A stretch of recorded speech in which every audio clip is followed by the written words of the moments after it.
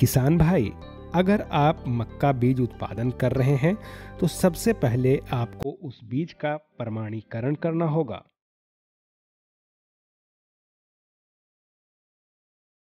इसलिए इसकी पूरी जानकारी होना बहुत जरूरी है।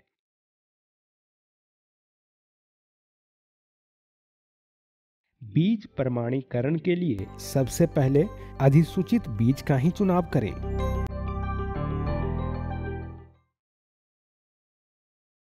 इसके बाद बीज के स्रोत सही होना चाहिए। अगर आपको बीज खरीदना भी हो तो किसी प्रमाणित दुकान या बिहार कृषि विश्वविद्यालय सबौर या इससे संबंधित किसी भी कृषि विज्ञान केंद्रों से खरीदें। आइए इसे विस्तार से जानते हैं अपने वैज्ञानिक से।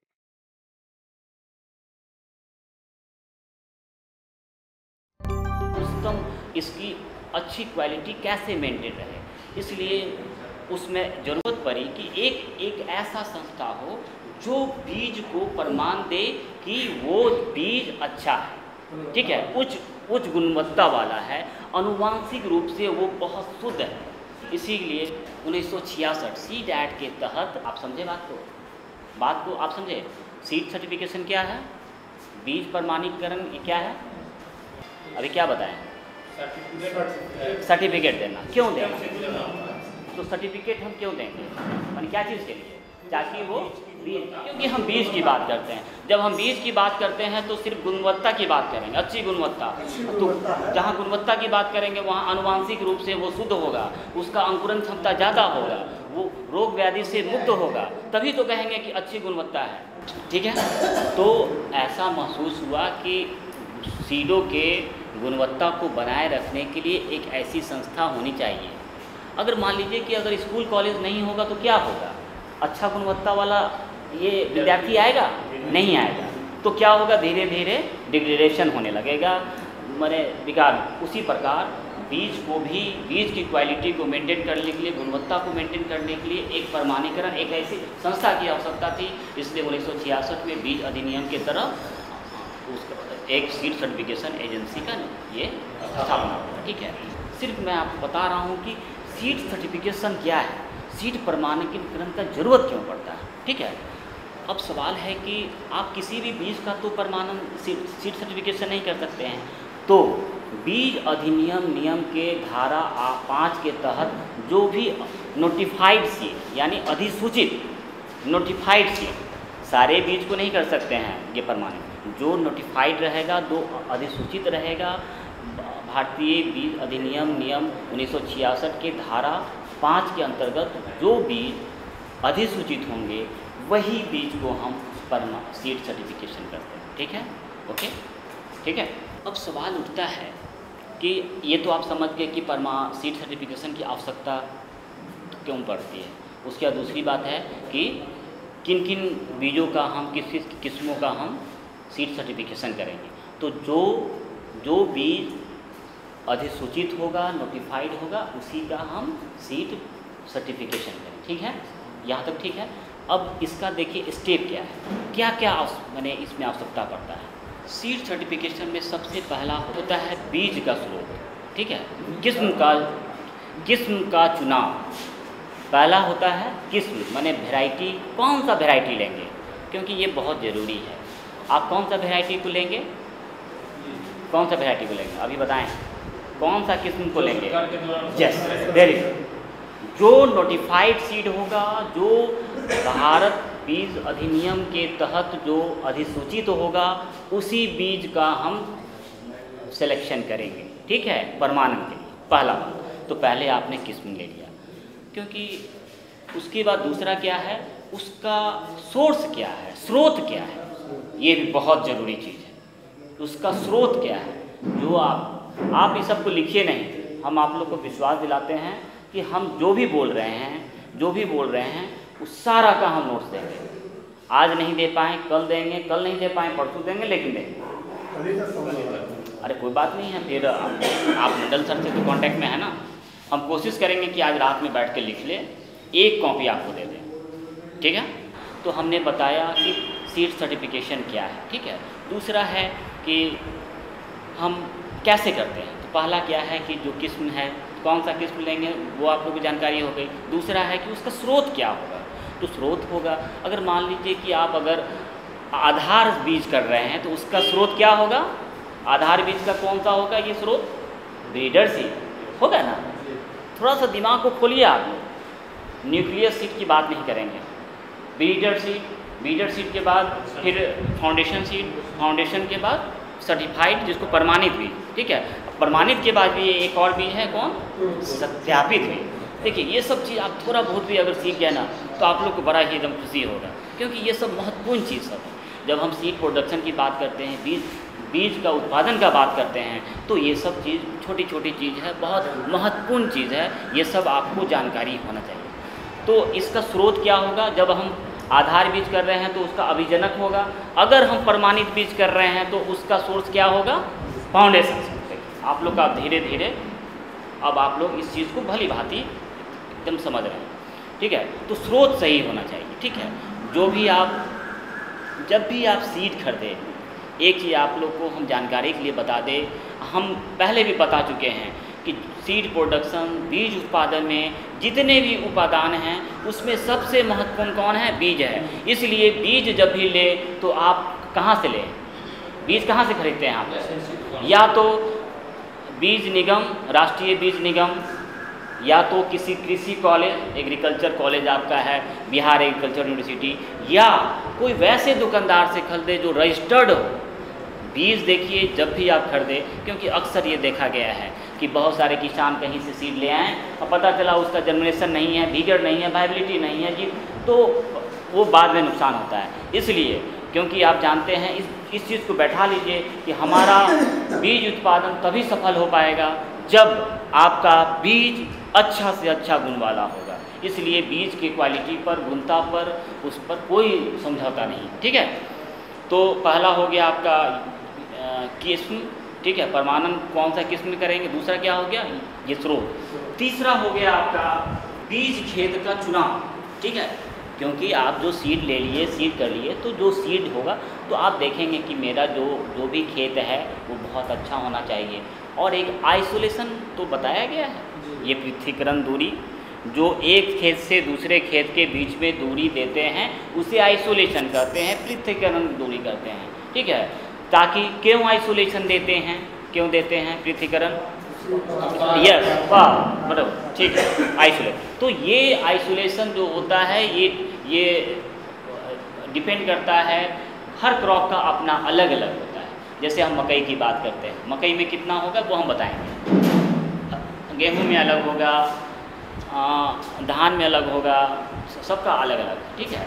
आपको एक लिस्ट देंगे, मैं चाहता हूं कि आप हर क्रॉप के बारे में जानें कि अगर मान लीजिए आपको गेहूं लगाना है, ठीक है, आपको धान लगाना है, तो यानी कि आपका जो खेत जो चयन कर रहे हैं उसका आइसोलेशन प्रॉपर है कि नहीं, प्रॉपर दे सकते हैं कि नहीं। मान लीजिए कि क्योंकि आपको जब सीड सर्टिफिकेशन कराना है, प्रमाण करवाना है, आपको सर्टिफिकेट लेना है, इसका मतलब कि जो उसका मानक दंड है, प्रमाणक एजेंसी का, संस्था का जो एक मानक दंड है, मान लीजिए कि आपको एग्रीकल्चर कॉलेज में एडमिशन लेना है, तो एग्रीकल्चर कॉलेज में एडमिशन लेने का मानक दंड है कि आपको आईएससी पास करना है, तो वो तो पूरा कीजिएगा ना, ठीक है।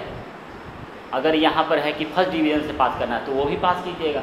उसी प्रकार सीड सर्टिफिकेशन एजेंसी का अपना मानक दंड है, जर्मिनेशन हो, आइसोलेशन हो या प्यूरिटी हो, ये सब को अगर पूरा कीजिएगा तभी आपका सर्टिफिकेट मिलेगा। सीधा सा बात है, इसमें कोई कठिन चीज़ नहीं है, ये बहुत ही सिंपल चीज़ है। अगर आप इस चीज़ को समझ गए हैं तो ये भी बढ़िया है। बस मैं एक स्टेप बता।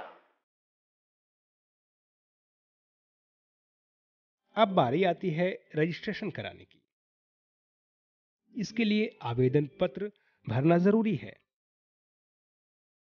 इसके अलावा निरीक्षण शुल्क और आवेदन शुल्क भी आपको देना पड़ सकता है।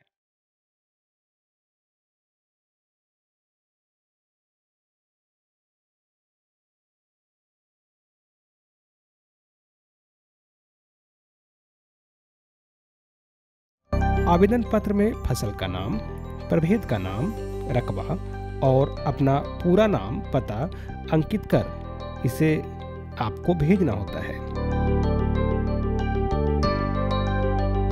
सबसे महत्वपूर्ण बात यह है कि आवेदन पत्र जमा करते समय आवेदन पत्र में लिखे गए बीज की सभी जानकारियों को रखा जाता है। आइए इसे और विस्तार से अपने वैज्ञानिक से जानते हैं। निबंधन शुल्क, रजिस्ट्रेशन कराना, ठीक है। तो आपने सोर्स से, अच्छे सोर्स से सीड ले लिए। सोर्स का मतलब हुआ कि कोई एग्रीकल्चर यूनिवर्सिटी से लाएं, या तो रजिस्टर्ड फार्मर से लाएं, या तो राष्ट्रीय बीज निगम से लेके आएँ। तो यहाँ से आप बीज लाएं तो आप निश्चिंत हो गए कि चलो भाई मेरा बीज अच्छा है, ठीक है। अब क्या कीजिए, जब बीज आ गया है तो चौथा स्टेप क्या होगा, आप मीठापुर जाके रजिस्ट्रेशन कराएंगे। रजिस्ट्रेशन जो करवाएंगे, जो अप्लीकेशन फॉर्म देंगे उसका 25 रुपया है, ठीक है, रजिस्ट्रेशन के लिए। उसके बाद जो निरीक्षण शुल्क जो होता है वो डिपेंड करता है अलग अलग। अगर आपका सेल्फ पॉलिनेटेड है, स्वपरागित है, तो उसका होता है 175 है, या अगर क्रॉस पॉलिनेटेड है, परपरागित है, तो उसका होता है 300 रुपया। इस तरह का एक फॉर्म आता है, वहाँ फॉर्म मिलेगा। इसमें आपका कौन सा फसल है, जैसे आप मक्का लगाएं, ठीक है, कौन सा प्रभेद है, जो भी प्रभेद आप लगा रहे हैं, देवकी हो, लक्ष्मी हो, जो भी है प्रभेद के बारे में लिखिए। रकबा या कितने हेक्टेयर लगा रहे हैं, तो 1 हेक्टेयर में लगता है आपको 300 रुपया। 5 हेक्टेयर में कितना लगेगा, 1500 रुपया लगेगा। 1500 रुपया यहाँ पर लिख दीजिए। फिर आपका ये सब टैग है, यहाँ साइन वाइन करके यहाँ अपना सारा डिटेल्स देना पड़ता है, क्या नाम है, कौन ग्राम है। एक बहुत महत्वपूर्ण बात है, जब आप एप्लीकेशन देते हैं तो वो एप्लीकेशन ऐसा नहीं है कि वहाँ एक्सेप्ट हो जाएगा। मान लीजिए कि आप किसान हैं, आपको अपने मकई बीज का ये सर्टिफिकेशन करवाना है, आपने फॉर्म भरा, फिर आप एप्लीकेशन वहाँ दिए, 25 रुपया दिए, आपको फॉर्म मिला, ठीक है। तो फिर वो आपको देखा, आपका फॉर्म देखेगा, कुछ चीज़ों को वो देखेगा। पहला चीज़ देखेगा कि भाई इसका जो बीज है वो सही जगह से खरीदा तो है कि नहीं, उसका रसीद देखेगा, हैं। यस यस, वेरी गुड, आपको थोड़ा अनुभव है, ठीक है।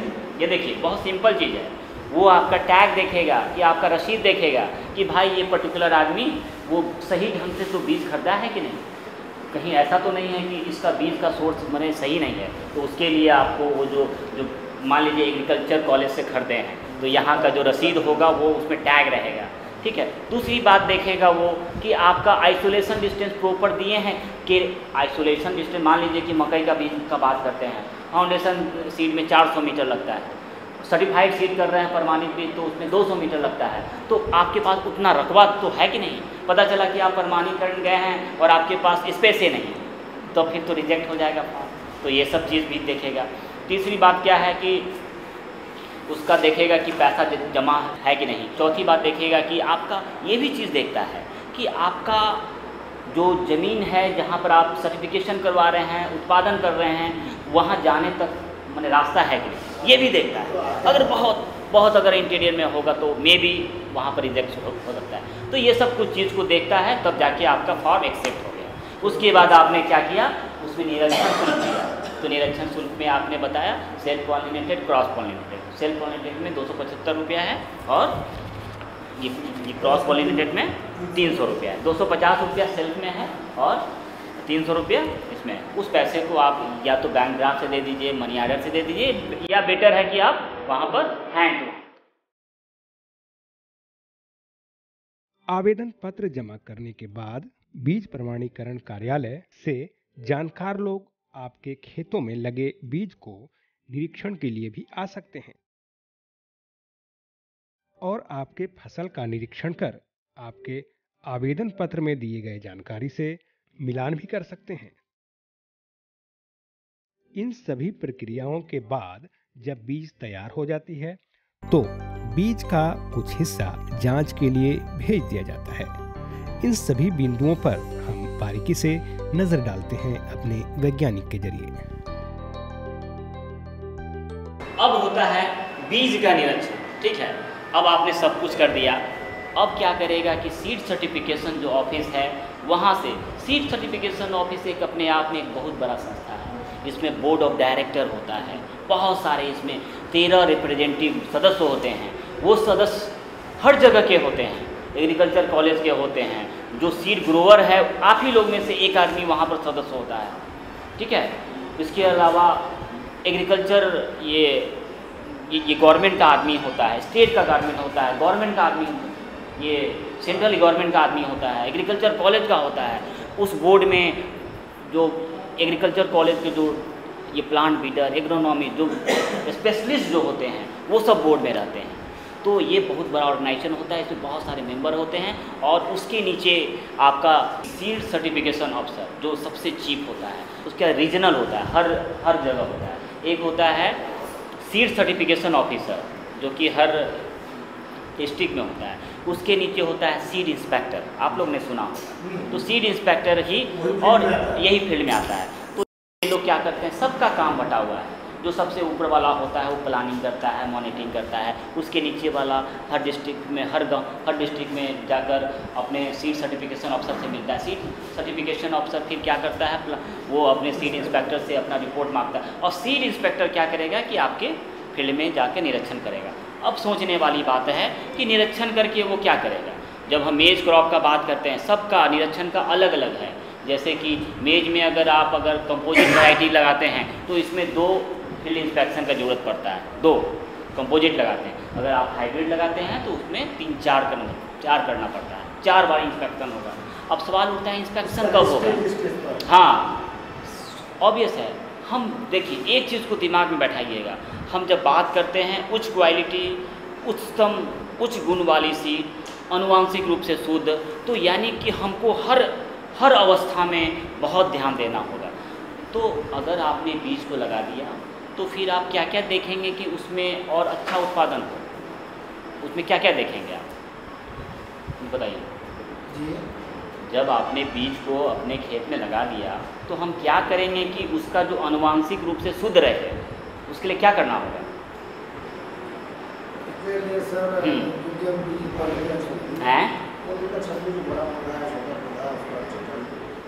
पौधा का छटनी, लेकिन किसका, दूसरे का। यस, यही चीज़ तो समझना है आपको। इसमें है क्या, जब हम आनुवांशिक रूप से शुद्ध बीज की बात करते हैं, ठीक है, तो उसको रोगिंग करते हैं। आप लोग को शायद बताया गया होगा, रोगिंग करते हैं, ठीक है।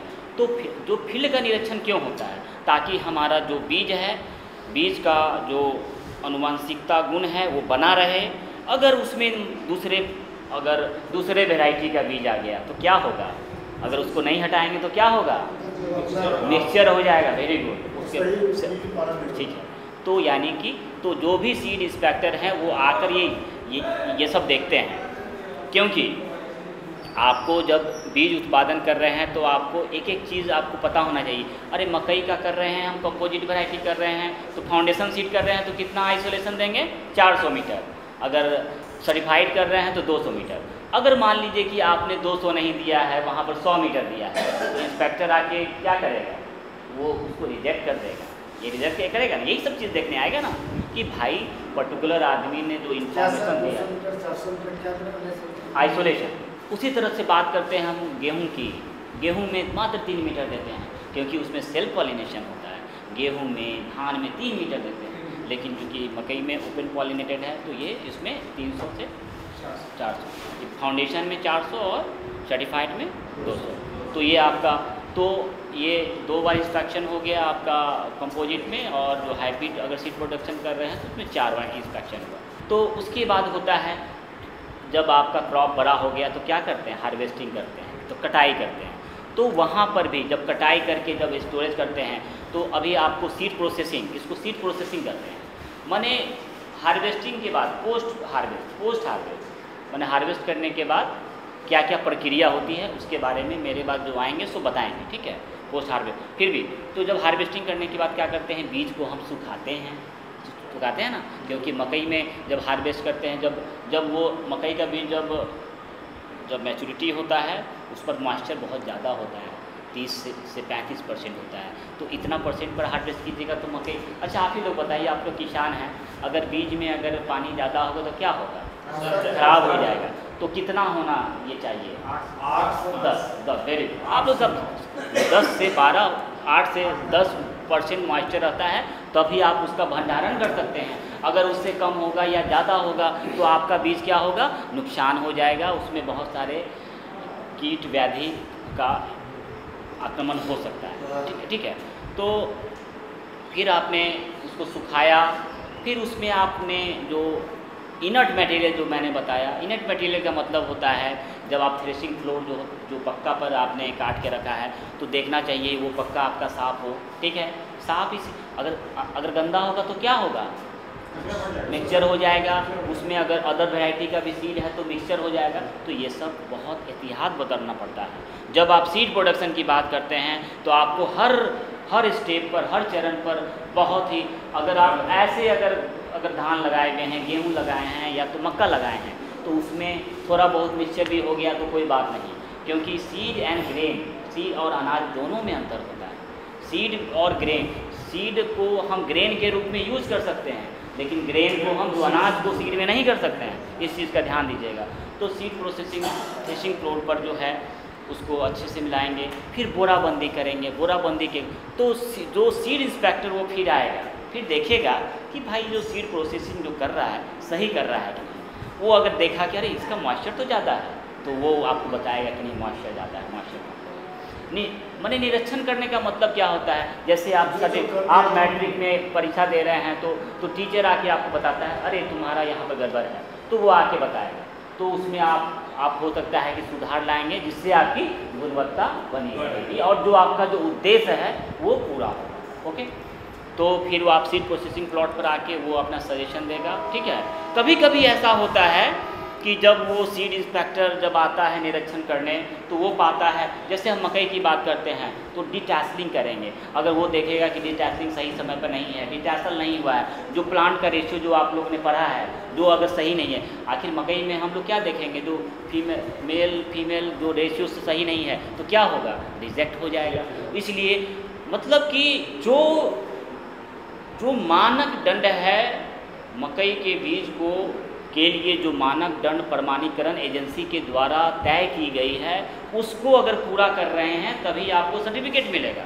अगर उससे नीचे है, उसके मानक दंड को अगर पूरा नहीं कर रहे हैं, जर्मिनेशन उतना नहीं है, मॉइस्चर उतना नहीं है, उसमें डिजीज़ का ज़्यादा है, इनर्ट मटेरियल ज़्यादा है, तो वो प्रमाणीकरण के लायक नहीं होगा। ठीक है, ठीक है। तो ये आपका, उसके बाद अगला स्टेप बीज परीक्षण। तो ये तो खैर हार्वेस्टिंग करने के बाद क्या हुआ, हार्वेस्टिंग करने के बाद वहाँ पर देख लिया, उसके बाद क्या करेगा, वहाँ से आदमी आके थोड़ा सा सैंपल लेगा। सैंपल लेने का भी होता है बहुत, ये तो अलग चैप्टर ही है, अगर हम बताना शुरू करेंगे तो इसमें 2-3 घंटा लगेगा। सैम्पलिंग होता है, सैम्पलिंग आप लोग गाँव में लेते होंगे, जो घोमा जिसको बोलते हैं, घोमा स्टेट ट्राई, उसमें क्या होता है कि बहुत सारे वहाँ लॉट होते हैं, उसमें से इसमें से लिया, इसमें से लिया, इसमें से लिया। ठीक है, क्योंकि वो जो सैंपल होता है वो रिप्रेजेंट करता है, माने उस पूरे लॉट को कि ये सीड कैसा है।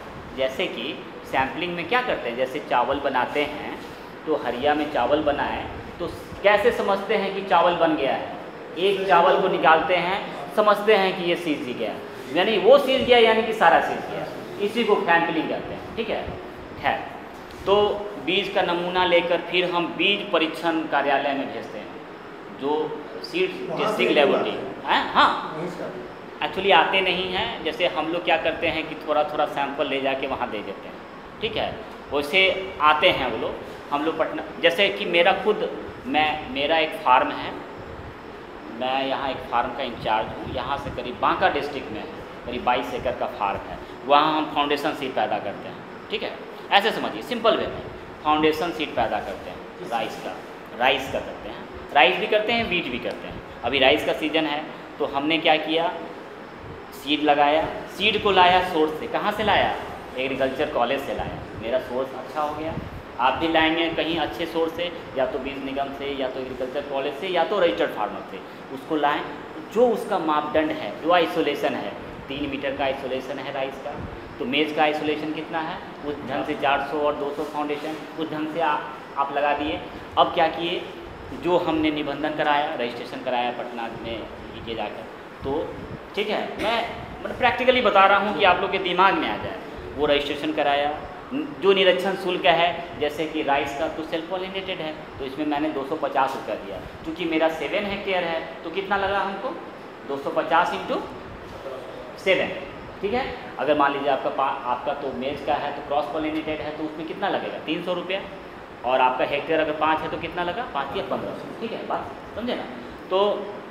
तो हमने सैंपल लिया और फिर वहाँ जाके दिया। अब वो क्या करेगा कि सीड सैंपल जो बीज का जो टेस्टिंग करते हैं उसकी गुणता को जांचते हैं। क्यों करते हैं, ताकि उसका प्लांटिंग वैल्यू, उसका ये पता चल सके कि उसमें तो क्या क्या जांचते हैं, उसका जर्मिनेशन देखते हैं, दूसरा उसका मॉइस्चर देखते हैं, तीसरा उसका प्योरिटी।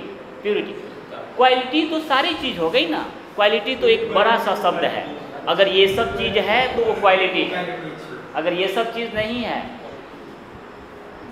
एक good characteristic of good quality of seed, माने अच्छे बीज का क्या गुण होना चाहिए। तो क्या गुण होना चाहिए आप बताइए, हम तो बताए हैं, आनुवांशिक रूप से शुद्ध होना चाहिए, अंकुरन होना चाहिए, रोग व्याधि से मुक्त होना चाहिए, सुडैला होना चाहिए। ये सब दिमाग में बैठा है, ये सब सिंपल सा बात।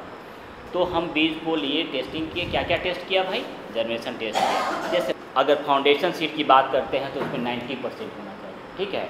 अगर सर्टिफाइड सीड की बात करते हैं तो 90% से अगर है तब यानी कि ये सही है, अगर उससे कम है तो ये उसके मापदंड को पूरा नहीं करता है। अगर हम प्योरिटी की बात करते हैं तो ये 98% होना चाहिए। सबका अलग अलग बना हुआ है। अगर कंपोजिट की बात करते हैं, हाइब्रिड की बात करते हैं तो सबका अलग अलग है, ठीक है। तो ये उसका मापदंड है। और अगर इनट मटेरियल की बात करते हैं तो 0.2% से ज़्यादा हो तो नहीं, ये ठीक नहीं है। अगर 0.2 से अगर ठीक है तो ये ठीक है। तो ये मापदंड है, ठीक है। इसी प्रकार उस फील्ड का भी मापदंड होता है। जैसे बीज का मापदंड होगा, बीज का मापदंड क्या होगा, जर्मिनेशन, प्योरिटी, मॉइस्चर, आर्द्रता, और तीसरा रोग व्याधि से मुक्त, ठीक है। तभी तो आप बीज को बोलेंगे अच्छा है।